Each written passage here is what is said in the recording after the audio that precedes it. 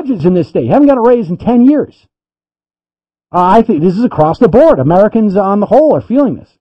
But it is Casual Friday, and so I will take your calls on just about anything.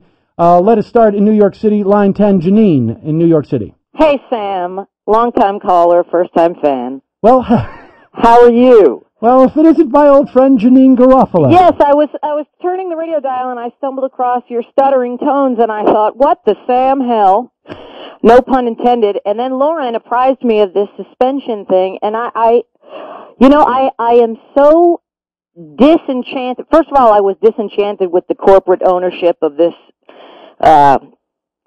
company, Air America, one after the other, bonehead decision after bonehead decision.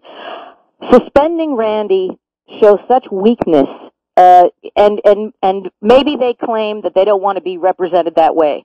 Well, then they should dump some of those conservative voices that spew their garbage on this network. In the Morning, or Cavuto, or the Stockholm Syndrome sufferer, Alan Combs. That is a poor representation. She was doing a comedy show, and granted, I can think of cleverer ways to say things than maybe she did, but that's not the point, and it's not her fault that there's a viral video or whatever on YouTube. It's just weak. It's weak for them to suspend her. Has she not built up enough good credit in the bank of supporting every good liberal democratic cause over the years? It's just, I really cannot understand how this corporate decision, how they think it benefits the reputation of the company such as it is. And she has the right to do her stand-up as she is asked to do. Was anybody under the illusion that they were going to get Mary Pickford showing up and...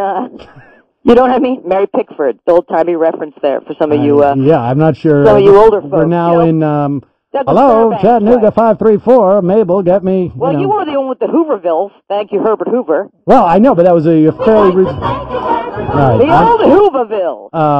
Well, Janeane, I understand your sentiments, and to a large extent, like I say, and I think, we both understand corporate policies, and we can also disagree with them. So, yes, we can disagree with them, but there needs to be, I think, sometimes when corporate policies are disagreed with, a stand taken, wherein these corporate policies should not be abided, and we agree to disagree. This is Randi Rhodes we're talking about. That this person has done more for good democratic liberal causes for years than most citizens, putting her life in danger to do so, death threat after death threat, on behalf of this station. And I'm sure the decision that was made to suspend her was made out of fear and weakness on behalf of whoever made it. I mean, to be honest with you, I can't speak to the state of mind of the people, of management that has made this. Well, they should have to say. They owe the listeners of Randi and to the station, they owe an explanation for this breach of conduct. Well, Janeane, you know what you should do? What is that, Sam? You should get a computer, and so you can email at feedback@airamerica.com. What is this computer you speak of? I don't want another portal into surveillance.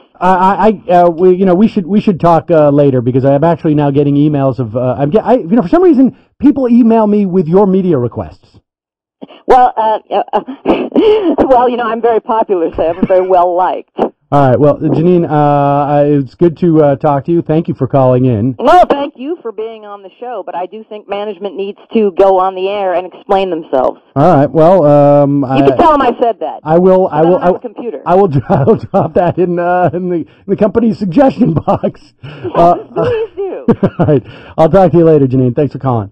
Let's go to Don in La Cruces, New Mexico, line 2. Welcome to the program, Don.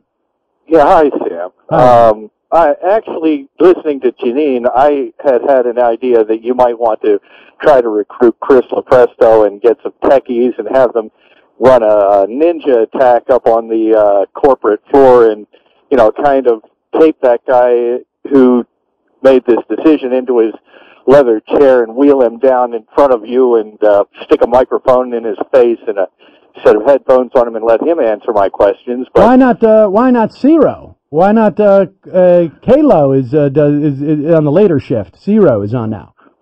Well, whoever you could get, Right. but unfortunately, since he's not there, I kind of have to put you on the spot with these questions that I have. Well, I'll do my best to answer. Well, what I wanted to ask was, it's sort of in 4 parts, and it starts out with, do you think that any of the Air America radio on-air talent, any time in the past, while not on the air, has made disparaging comments about anyone in the White House where they may have used naughty words while saying it? Don, I cannot speak for the other hosts, but I will cop to, actually, I believe there's been at least one occasion on which I can remember that I have used disparaging comments about members of the present administration, and frankly, past administration. Okay, and I will cop to that. Do you know of any of those members of the on-air talent, yourself included, who may have been suspended, aside from Randi Rhodes, for making such statements? Well, I mean, to be fair, okay, the issue here is in the context of an affiliate-sponsored event where she is a representative of Air America. So, well, I mean, I don't know of an occasion where that's happened. I don't know that it hasn't happened, but I just don't know of an occasion of it. Well, all right. And I don't know of an occasion of it that the management would be aware of. Well, if given that, I would personally guess, because I've never heard of this, and I've been listening to Air America since they came on the air. Mm-hmm. I've never heard of anyone being suspended for anything like this, and I'm sure I would have heard about it. No, I don't believe. My belief is that I'm not aware, and I've been here since the beginning of any other suspensions. But of course, you have different management and different policies, and I don't know that there has been a circumstance like this before. I don't know. So that's the best I can do in answering the question, but we've got to take a break. The number's 866-303-2270. It is Casual Friday. So if you wanted to ask me a question about John McCain's economic policies, if you wanted to talk about the torture memo from John Yoo, if you want to talk about Michael Mukasey saying that we need to give amnesty to corporate lawbreakers, and lying or not lying about the Bush administration having evidence of an imminent attack on the United States, by all means, at 866-303-2270. We're going to take a break. Sam Cedar in for Randi Rhodes.